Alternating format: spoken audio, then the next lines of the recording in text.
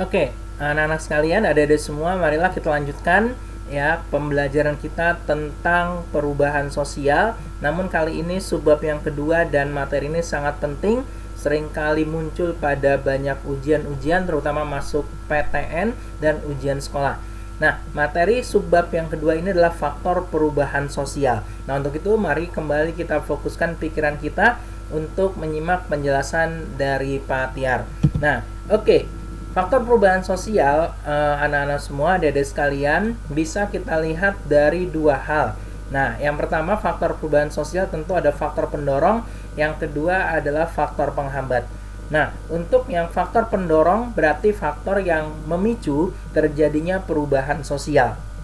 Nah, faktor ini akan terbagi dua. Yang pertama adalah faktor internal yang berasal dari dalam masyarakat. Berarti di sini ada 4 faktor ya internal yang akan menyebabkan atau mendorong terjadinya perubahan sosial. Yang pertama adalah revolusi atau perubahan yang terjadi secara cepat dan biasanya mengakibatkan perubahan dalam sendi dasar dari kehidupan masyarakat. Yang kedua adalah dinamika penduduk terkait dengan KKM. Nah, KKM di sini artinya adalah faktor kelahiran, kematian atau migrasi. Berikutnya adanya penemuan baru. Penemuan baru di sini artinya adalah penemuan benda-benda atau pemikiran-pemikiran baru. Nah, di sini ada 3 yang termasuk ke dalam penemuan baru. Yang pertama ada discovery, yang kedua ada invention, yang ketiga ada inovasi ya atau innovation. Nah, discovery ini yang pertama adalah penemuan alat atau ide yang benar-benar baru. Semisal sosiologi ditemukan oleh Auguste Comte.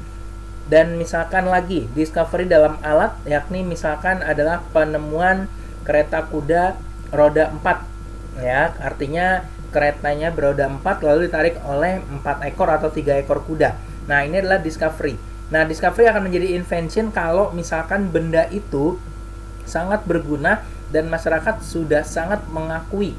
Nah, misalkan tadi dicontohkan oleh kita bersama bahwa ada discovery sebuah kereta kuda roda 4, lalu kudanya disingkirkan, lalu dikasih mesin misalkan ya adik-adik semua, anak-anak sekalian, sehingga nanti akan menjadi mobil.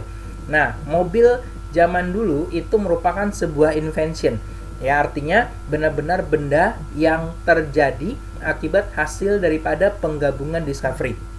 Nah, sedangkan innovation atau inovasi adalah pembaruan atau modifikasi dari invention. Artinya benda-benda yang sudah ada di dalam invention itu dimodifikasi lagi, dibuat lebih canggih sesuai dengan kemajuan teknologi yang ada, sehingga nanti akan berakibat dia lebih canggih, lebih bagus. Maka itulah yang dinamakan inovasi.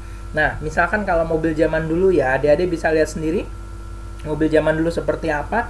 Sangat sederhana bentuknya, bannya masih dari kayu bahkan. Nah, tapi ketika zaman sekarang kita lihat bahwa mobil sudah sangat beragam bentuknya, udah canggih banget, serba mekanis, ya kan, tinggal pencet sana sini, maka mesinnya nyala, berjalannya enak, kacanya bisa kebuka sendiri. Nah, itu yang namanya innovation. Jadi penemuan baru ini ya urutannya harus sesuai. Discovery, invention, dan inovasi. Tidak bisa terbalik, inovasi dulu atau kamu maunya invention dulu baru discovery, nggak bisa. Ya, jadi urutannya memang sesuai dengan teori sosiologi yang ada. Nah, itu anak-anak semua, adik-adik sekalian, penemuan baru. Dan yang terakhir adalah konflik ya, konflik internal di masyarakat.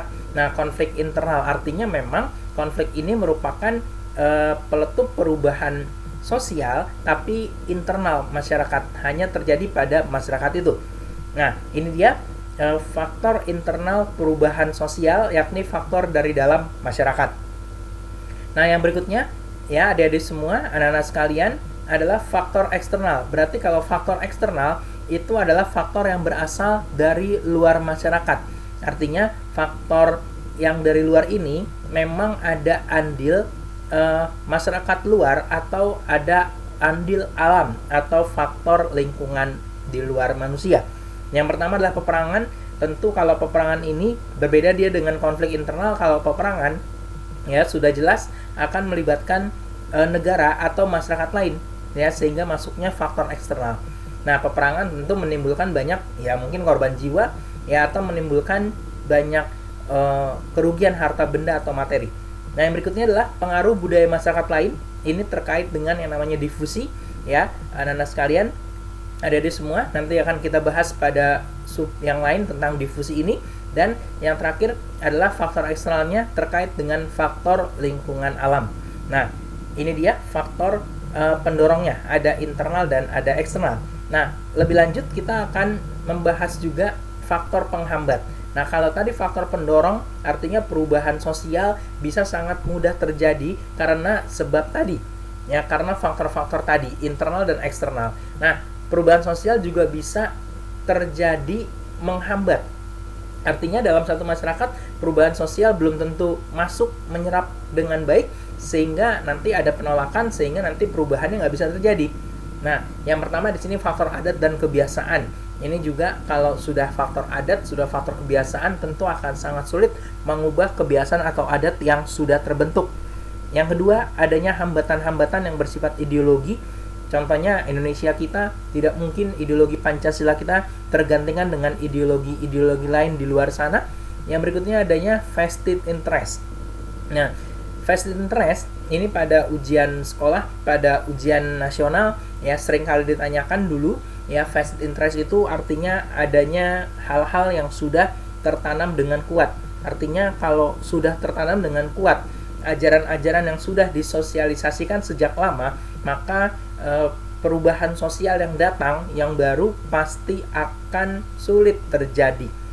Ya, lalu yang berikutnya adalah sikap tradisional masyarakat. Masyarakat yang sangat tradisional tentunya sulit menerima perubahan dan itu jatuhnya adalah sikap prasangka atau praduga bahwa perubahan sosial itu nanti kalau terjadi di masyarakatnya itu akan menyulitkan mereka atau mengubah struktur yang sudah mapan. Nah, ini tentu bahaya bagi sebagian masyarakat. Yang berikutnya, kurangnya hubungan dengan masyarakat lain. Ini juga akan mengakibatkan terjadinya hambatan dalam perubahan-perubahan sosial yang mungkin masuk ke lingkungan mereka. Lalu sikap tertutup, yes, oke. Lalu adanya prasangka tadi yang Pak Tiar bahas, bahwa perubahan akan membawa keburukan di kemudian hari bagi struktur sosial masyarakat itu. Ya, misalkan kayak masyarakat Baduy Dalam yang mereka sulit dan bahkan sampai sekarang tidak bisa dimasuki oleh modernisasi atau perubahan-perubahan yang ada, maka itu akan menyebabkan mereka tidak masuk atau tidak mengalami perubahan sosial. Nah, lalu juga terkait dengan yang tadi memang perkembangan masyarakat terhambat. Ya, sehingga nanti masyarakat akan sulit menerima yang namanya perubahan sosial, ya anak-anak semua. Oke, adik-adik sekalian, itu dia. Nah, lalu terkait dengan yang tadi, ya artinya proses pendorong perubahan sosial internal maupun eksternal tadi, ya itu ada proses yang nanti mengiringi perubahan itu. Nah, yang pertama ada yang namanya akulturasi. Kalau kita bikin rumusnya, enaknya akulturasi itu adalah A tambah B menghasilkan AB. Artinya A tambah B menghasilkan AB berarti dalam akulturasi terjadi perubahan di mana ya dua budaya saling bergabung tapi tidak membentuk budaya yang baru. Artinya budaya yang A, budaya B, budaya C. Misalkan kalau ada 3 budaya yang bergabung jadi satu, ya jadinya budaya ABC. Artinya memang budaya-budaya yang menjadi ciri khas dari budaya A, B, dan C itu masih ada, masih kelihatan ciri-cirinya sehingga nanti terjadilah akulturasi. Lalu kalau yang asimilasi di sini kita bisa rumuskan sebagai A tambah B sama dengan C, artinya terjadi pembentukan budaya baru. Nah, yang berikutnya anak-anak sekalian, adik-adik semua, tentang akomodasi. Akomodasi ini kita sudah belajar waktu kelas 10, ya kelas 11 pun kita bahas di konflik sosial. Akomodasi adalah ya usaha-usaha untuk meredakan konflik dari berbagai pihak. Nanti kita akan coba ulang kembali akomodasi. Tentu adik-adik semua masih ingat tentang yang namanya misalkan ayo apa ya, ada kompromi, ada mediasi, ada arbitrasi, ada konsiliasi, banyak lagi, gencatan senjata, koersi dan sebagainya. Tentu nanti anak-anak semua, adik-adik sekalian, ya kita akan ulang kembali ya dalam kegiatan pembelajaran online kita tentang bentuk-bentuk akomodasi, karena di SBMPTN, UTBK, materi tentang perubahan sosial ini sering kali dikeluarkan. Nah, lalu yang berikutnya adalah difusi. Difusi terkait dengan bagaimana tadi pengaruh dari kebudayaan masyarakat luar. Nah, berarti dalam difusi ada proses penyebaran unsur-unsur kebudayaan. Nah, berarti dari budaya luar ada yang masuk, ada yang datang ke masyarakat yang ada. Ya, misalkan di sini ada dua, penetrasi damai, penetration pacific, dan ada penetrasi paksa atau penetration violence. Ya, di sini bagian dari difusi. Kalau yang damai berarti budaya masuk secara damai, tanpa paksaan, tanpa adanya tekanan, dan masyarakat yang didatangi mau menerima.